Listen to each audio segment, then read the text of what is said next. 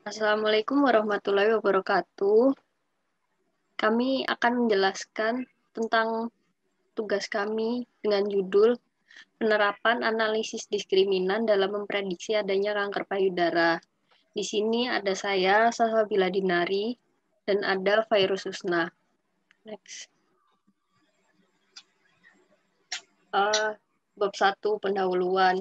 Jadi, kanker merupakan suatu penyakit yang tidak menular, yang disebabkan karena adanya sel atau jaringan abnormal yang bersifat ganas, tumbuh dengan cepat, dan dapat menyebar ke tempat lain. Nah, salah satu penyakit kanker yaitu kanker payudara. Kanker payudara ini termasuk salah satu jenis kanker terbanyak di Indonesia. Umumnya, kanker payudara disebabkan oleh keganasan pada jaringan payudara yang dapat berasal dari epitel ductus maupun lobulusnya ada beberapa gejala yang terjadi, yaitu ditandai dengan adanya benjolan di payudara, kelainan kulit di sekitar payudara, dan benjolan ketiak serta edema lengan. Nah, salah satunya kita harus melakukan screening untuk mendeteksi apakah ada kita terserang kanker payudara atau enggak. Lalu tujuannya juga untuk menurunkan kemungkinan kambuh, lalu memperbaiki kualitas hidup. Nah, untuk mengetahui seseorang terkena kanker payudara atau tidaknya, maka diperlukan suatu uji yang bisa menjelaskan permasalahan tersebut. Salah satu uji yang dapat mengklasifikasikan hal tersebut adalah analisa diskriminan. Dalam analisis diskriminan, data yang digunakan dari kumpulan analisis darah rutin pada glukosa, insulin, homa, leptin, adiponektin, resistin, dan MC1, serta menggunakan umur dan BMI untuk memprediksi adanya kanker payudara. Selanjutnya adalah dasar teori yang kami gunakan dalam tugas ini. Yang pertama adalah kanker payudara. Kanker payudara adalah tumor ganas yang tumbuh di sel payudara. Biasanya paling banyak dialami oleh wanita. Pada umumnya, gejala kanker payudara belum terlihat di awal. Gejalanya terlihat setelah tumor mulai tumbuh. Gejala yang umum dialami penderita yaitu ada benjolan di payudara kemerahan, atau ada luka berlubang di payudara, keluar cairan dari puting tapi bukan ASI, dan puting mengeluarkan darah. Ada beberapa faktor yang meningkatkan insiden kanker payudara, antara lain riwayat keluarga dan genetik, riwayat penyakit payudara sebelumnya, dan riwayat radiasi dinding dada. Lalu yang kedua ada analisis diskriminan. Analisis diskriminan adalah suatu teknik analisis statistika yang memiliki kegunaan untuk mengklasifikasikan objek berupa kelompok. Pengelompokan dengan analisis diskriminan ini terjadi karena ada pengaruh satu atau lebih variabel lain yang merupakan variabel independen. Asumsi yang harus dipenuhi dalam analisis ini yaitu: 1. Variabel independen pada data berdistribusi normal. 2. Matriks dari semua variabel independen relatif sama. 3. Tidak ada korelasi antar variabel independen. 4. Tidak ada data outlier pada variabel independen. Persamaan umum dari analisis diskriminan adalah D, yaitu skor diskriminan, sama dengan B0 plus B1X plus B2X2 plus B3X3 sampai BKXK, di mana B itu adalah koefisien diskriminasi atau bobot, dan X adalah prediktor atau variabel independen. Setelah model didapat, kemudian menghitung cutting score, yaitu nilai tengah untuk memudahkan proses pengelompokan dari analisis diskriminan. Dan rumus cutting score adalah N1C1 plus N2C2 per N1 plus N2, di mana N1 adalah jumlah sampel klasifikasi dengan kode 1, dalam hal ini adalah pasien dengan kontrol sehat, dan N2 adalah jumlah dari sampel klasifikasi dengan kode 2, dalam hal ini adalah pasien yang memiliki kanker payudara, lalu C1 adalah rata-rata pasien dengan kontrol sehat, dan C2 adalah rata-rata pasien yang memiliki kanker payudara. Lalu bab 3 ada metodologi. Yang pertama, sumber data. Data yang kita ambil dalam penelitian ini merupakan data sekunder berupa data kanker payudara yang diambil melalui website UCE Machine learning repository dengan jumlah data sebanyak 116. Lalu kita menggunakan variabel penelitiannya, yaitu variabel dependennya, menggunakan kolom classification dengan nilai 1 adalah kontrol sehat dan 2 adalah pasien yang memiliki kanker payudara. Lalu variabel independennya X, yaitu menggunakan X, BMI, glukos, insulin, HOMA, leptin, adiponektin, resistin, dan MCP1. Lalu, langkah-langkah yang kita lakukan dalam analisis diskriminan ini dengan menggunakan software IBM SPSS Statistik 25. Langkah-langkah yang pertama yaitu menentukan variabel dependen dan variabel independen dari data yang ada. Lalu melakukan analisis statistik deskriptif. Lalu melakukan uji asumsi distribusi normal. Jika belum memenuhi distribusi normal, kita akan melakukan transformasi data agar mendapatkan asumsi distribusi normal tersebut. Lalu melakukan analisis diskriminan. Di dalam analisa diskriminan ini ada step-step yang harus kita ikuti, yaitu membuat perkiraan koefisien diskriminan dengan menggunakan metode stepwise method. Lalu melakukan uji kesamaan rata-rata kelompok. Lalu melakukan uji asumsi multikolinearitas, melakukan uji asumsi kesamaan matriks kovarian, menentukan model diskriminan, menghitung cutting score, menghitung ketetapan klasifikasi, lalu yang terakhir menghitung nilai kuadrat canonical correlation. Berikut adalah data yang kami gunakan dalam tugas ini. Dengan variabel Y atau variabel dependennya adalah classification dengan kode 1 dan 2, dan variabel X-nya H, BMI, glukos, insulin, HOMA, leptin, adiponektin, resistin, dan MCP1. Yang pertama adalah statistika deskriptif. Untuk variabel independennya berupa data non-kategorik, caranya adalah analyze, descriptive statistics, lalu descriptive. Sedangkan untuk variabel Y-nya berupa data kategorik, langkah-langkahnya adalah analyze, descriptive statistics, lalu frequencies. Didapatkan hasil sebagai berikut. Dapat dilihat pada layar bahwa variabel age atau umur memiliki nilai minimum 24, maksimum 89, dan rata-rata 57,3. Variabel BMI memiliki nilai minimum 18,37, maksimum 38,5788, dan rata-rata 27,5821. Begitupun dengan variabel yang lainnya dapat dilihat pada layar. Lalu untuk variabel classification,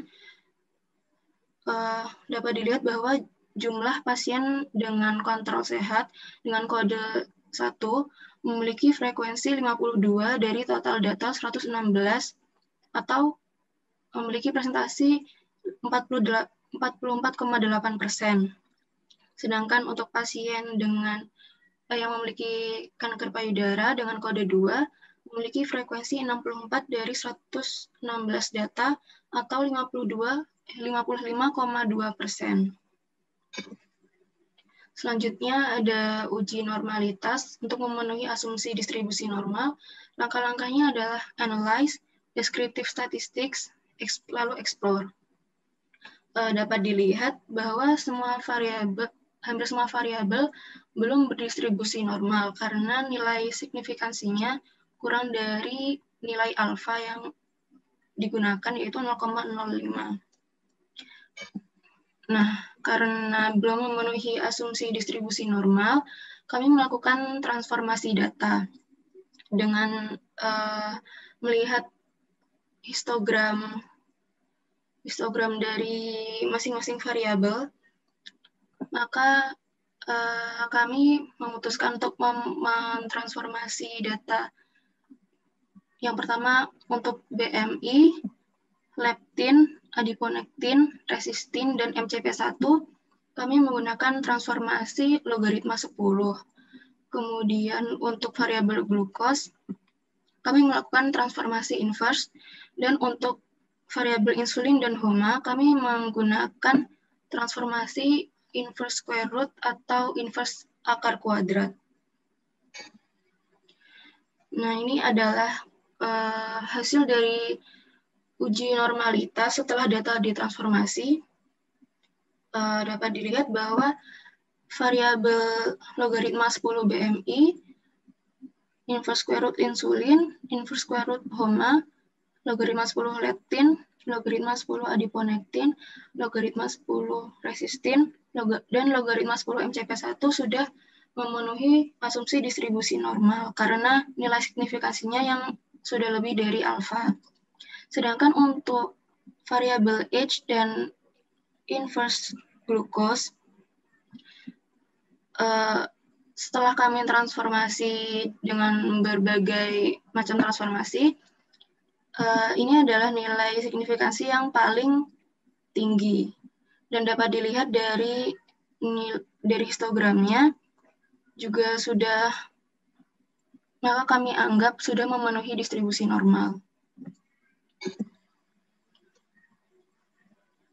Jadi di sini kita melakukan analisa diskriminan. Dilihat di tabel, kita pertamanya akan melakukan uji kesamaan rata-rata kelompok. Didapat dari tabel didapat bahwa variabel in glukosa, in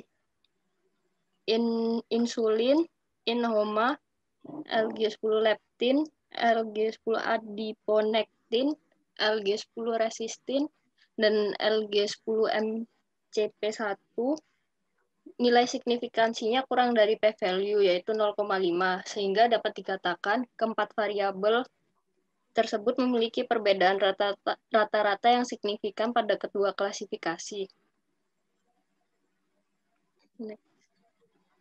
Lalu di situ ada uji asumsi multikolinearitas. Uji ini dilakukan untuk melihat nilai koefisien korelasi antara dua variabel. Nilai koefisien yang mencapai 0,5 atau lebih menunjukkan bahwa ada multikolinearitas.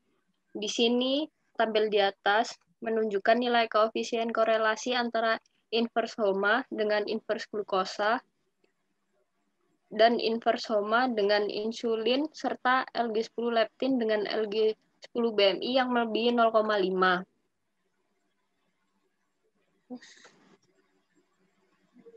Lalu kita lihat uji asumsi kesamaan matriks kovarian.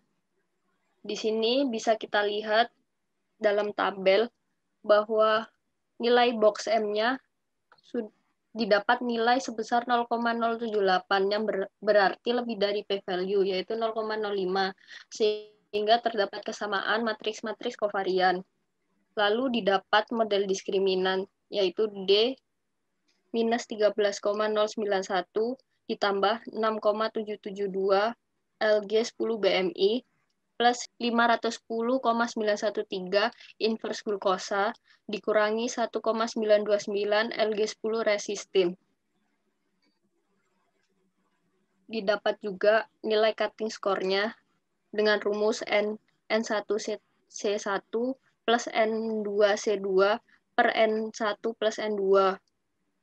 Didapat 0,002413793103. Untuk klasifikasi kode 2, D-nya yang kurang dari cutting score.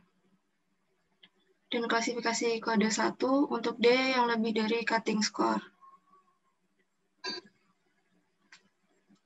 Lalu untuk ketetapan klasifikasi didapat dalam tabel klasifikasi ketetapan sebesar 74,1% yang menunjukkan bahwa model tepat mengklasifikasikan data sebanyak 74,1%. Lalu dihitung juga canonical correlation. Didapat dalam tabel nilai kuadratnya yaitu 0,283024. Hal ini menyatakan bahwa kemampuan persamaan diskriminan yang melibatkan variabel-variabel bebas dalam menjelaskan varian-variabel tak bebas sebesar 28,3% dan sisanya 71,7% dijelaskan oleh faktor-faktor lain. Nah, berdasarkan analisis yang telah diuraikan, dapat disimpulkan bahwa yang pertama, variabel-variabel yang secara signifikan membedakan pasien dengan kontrol sehat dan pasien yang memiliki kanker payudara adalah variabel glukos, insulin, HOMA, dan resistin.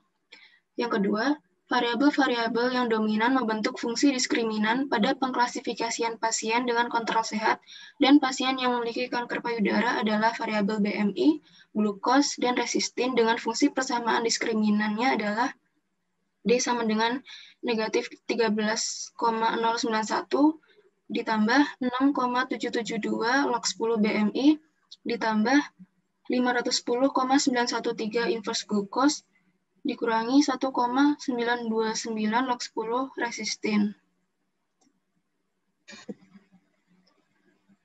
Demikian presentasi dari kami. Apabila ada kesalahan, mohon maaf. Terima kasih. Wassalamualaikum warahmatullahi wabarakatuh.